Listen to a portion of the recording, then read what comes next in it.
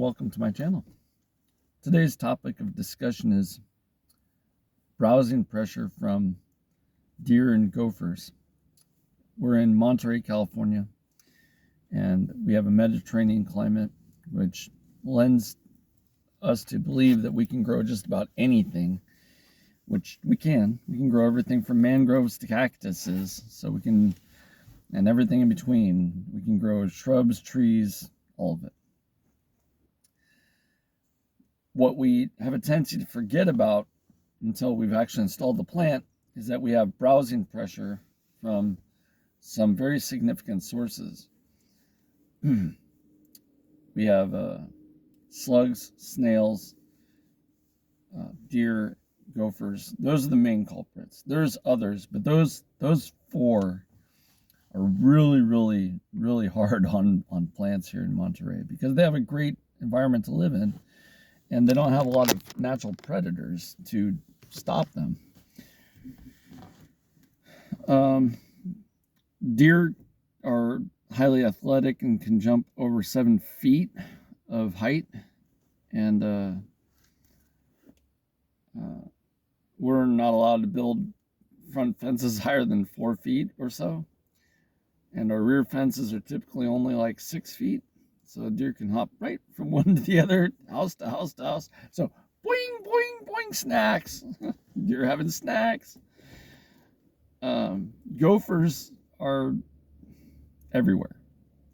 There's gophers just everywhere. Now gophers do a great job. They dig tunnels and allow water to flow under the soil. And they keep our area green in the summertime, but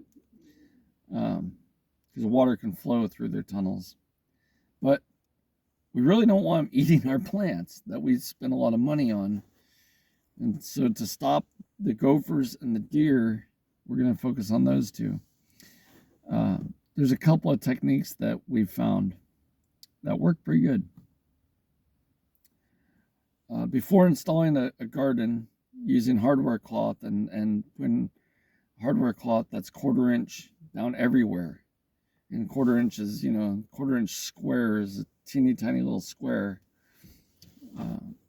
It's expensive, but you only have to do it once. And that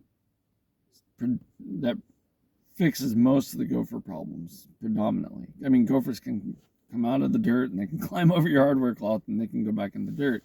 But it really does minimize it. Minimizes the destruction of gophers. Because typically they hit a hard surface and they just turn and go in a different direction. They don't actually try and come up and over and down and stuff.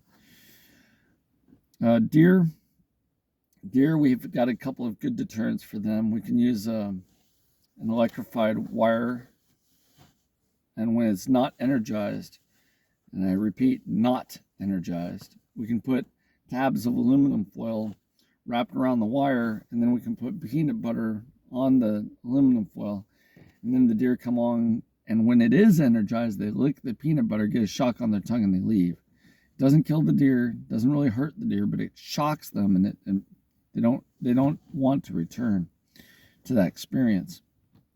So it reduces their browsing pressure. Another one is that you can cage individual plants with either hardware cloth or with chicken wire or something, and that's usually pretty effective. But that's expensive also. And then one that's not expensive was developed by Sepp Holzer.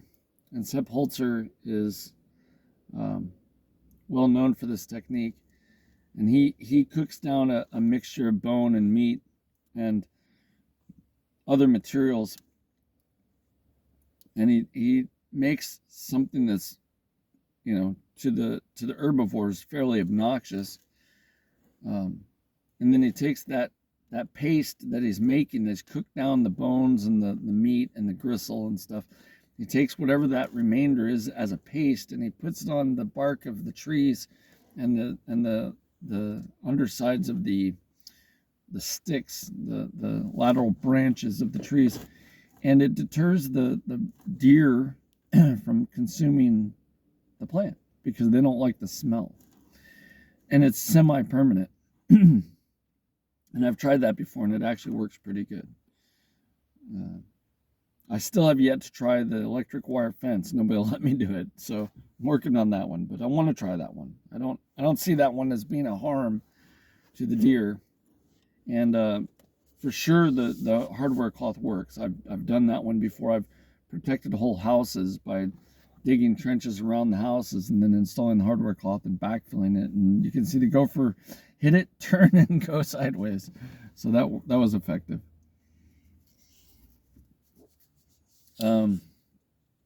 Swales can be helpful. Gophers have a 24 or 22-inch depth travel distance. So the top of soil here and the lowest their tunnel will be is 22 inches. So 22 inches where they travel. Now they can burrow deeper. There's no problem with burrowing deeper for them and making little holes and homes and stuff. But traveling, they typically travel around 22 inches.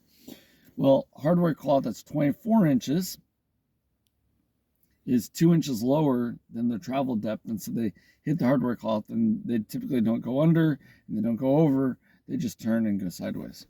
So if they can hit an object and turn and go sideways, then you didn't have to kill them, and you didn't have to destroy them, and you didn't have to poison them or use crazy techniques to destroy, kill, maim. No chemicals, no fungicides, no herbicides, none of that, none of the biocides to kill these creatures. And they can go somewhere else and do their job. We have plenty of gophers in California, but I just don't want them in my yard. In the event that the client doesn't have the money, or I don't have the money to put hardware cloth or the time to put hardware cloth over the entire surface area of their plot, then we put raised beds up. The raised bed can be 2 feet tall, and underneath it can be hardware cloth to stop the gophers from penetrating up through the bottom. And then it's just a raised bed. It doesn't matter if it's metal or wood or whatever the system is that you want to use.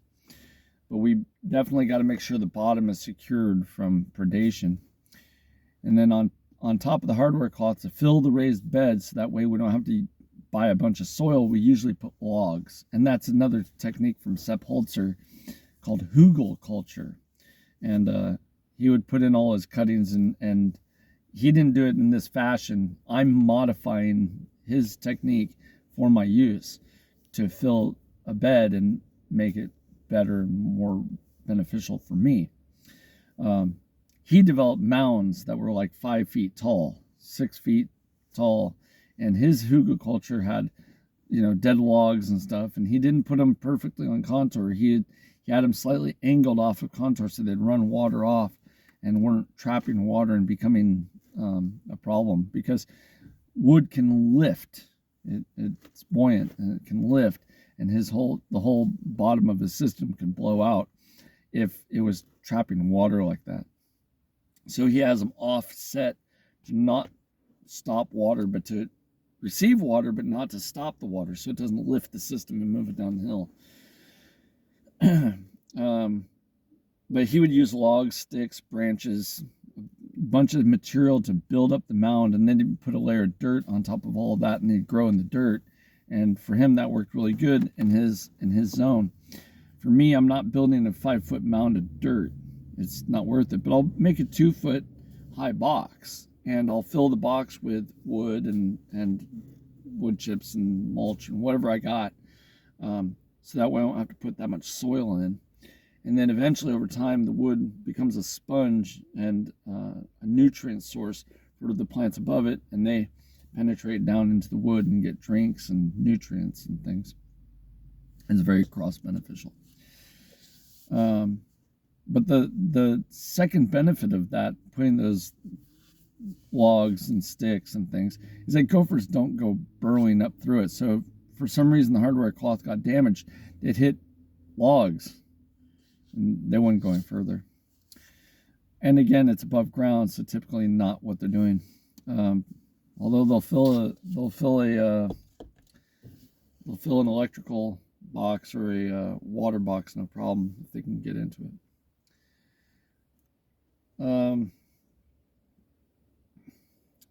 So for browsing pressure, I was amazed. We put in a garden about 7 months ago from the date of this video, and there's nothing but kikuyu grass and minor weeds. And I installed my swales, and then I started installing plants and clover and mint and stuff. And a few of the plants that stood out that were not being consumed by the gophers or the deer, for that matter, because these are voracious herbivores. One, they didn't like the garlic that I installed. They didn't like the mint I installed. They didn't like the rosemary I installed. They didn't like the lavender I installed. They didn't like the salvia I installed. They didn't like cosmos or bachelor's button.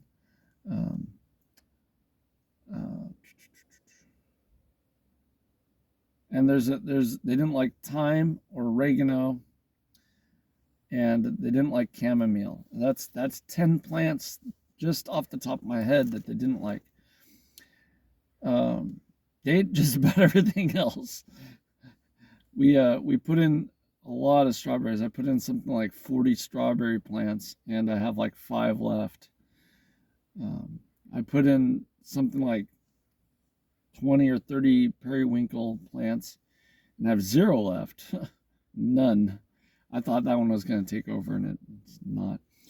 I put in sunflowers, and that was just like lollipops to the deer.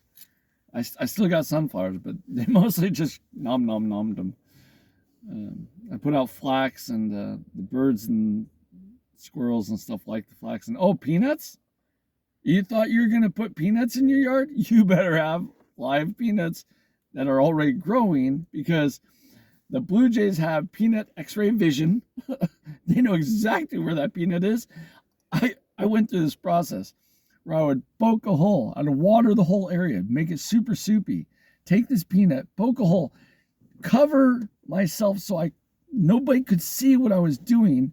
I was like a little golem, like, I'm gonna put my precious right here, and I'd stick my finger way down in this wet dirt that, smell could be anywhere in this dirt, and I'd stick my peanut down there and bury it and make it all look, and I'd go over a couple inches and I'd put another one in, put another one, and I just kept doing this. And as I was doing it, while this was going on, and I'm putting in these peanuts, I look over, there's Mr. Blue Jay. Mr. Blue Jay's looking around like, bam, peanut. One hit, one peanut. And I'm like, oh my God, he has peanut x-ray vision. Bam, one peanut. Every hit, bam, peanut. As fast as I was burying him, he was pulling him out. Then you go across the street and he'd bury him.